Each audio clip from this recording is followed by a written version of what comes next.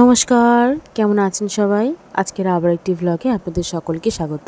সকালবেলা ঘুম থেকে উঠে মুখ ধোয়া হয়ে গেছে, ব্রাশ করে নিয়ে জেঠিমাদের ঘরে এসেছি। জেঠিমাদের ঘরে জানলার সামনে বসে বসে দেখি জোড়া শালিক। একটা শালিক দেখাচ্ছি ঠিকই আপনাদেরকে সকালবেলা, কিন্তু আমি জোড়া শালিকই দেখেছি, একটা পিছন দিকে রয়েছে, তাই এটাকেই ফোনে তুলতে পারলাম আপাতত। তো যাই হোক, সকালটা ভালো যাচ্ছে এই মুহূর্তে, এরপরে জানি না কি হতে চলেছে।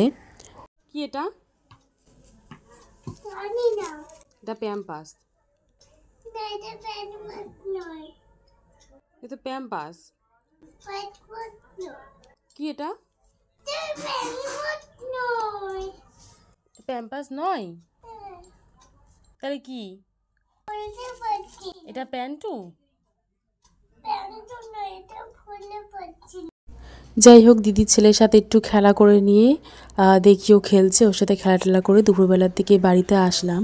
এসে দেখি মা মশালা পনির করেছে আর খাসির মাংসের চর্বি দিয়ে পটল করেছে এখানে, আর বাদাম দইয়ের কাতলা করেছে এখানে, যেটা খুব খেতে ভালো হয়েছিল। তো খাওয়া দাওয়া সেরে সন্ধেবেলার দিকে বর ফোন করলো, করে বলল তোমাকে আমি এখন নিতে যাচ্ছি, ভাদ্র মাসে কিছুটা দিন থেকে আজকে বাড়ি চলে যাচ্ছি। তাই ঝটপট রেডি হয়ে নিলাম, নিয়ে বেরিয়ে পড়লাম ওর সাথে।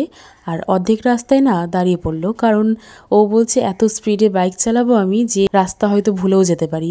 আর আমাদের নৈহাটি ব্যারাকপুরের রাস্তাটা এত সুন্দর করেছে না, সত্যি ভুলে যাওয়ার মতনই। তো তাড়াতাড়ি ম্যাপ পয়েন্টিং করে নিয়ে দুজন মিলে বেরিয়ে পড়লাম আস্তে আস্তে। দেখতে দেখতে 30 মিনিটের মধ্যে বাড়ি পৌঁছে গেলাম। গিয়ে মানে আমি যেরকম ঘরের অবস্থা করে গেছিলাম ঠিক সেরকমই রয়েছে, একটু যে এদিক থেকে ওদিক হবে তাও না। জানলাগুলো বন্ধ ছিল, পুরো গরম ঘর হয়েছিল। যাই হোক, তাড়াতাড়ি জানলাগুলো খুলে পাখাটা চালিয়ে দিলাম।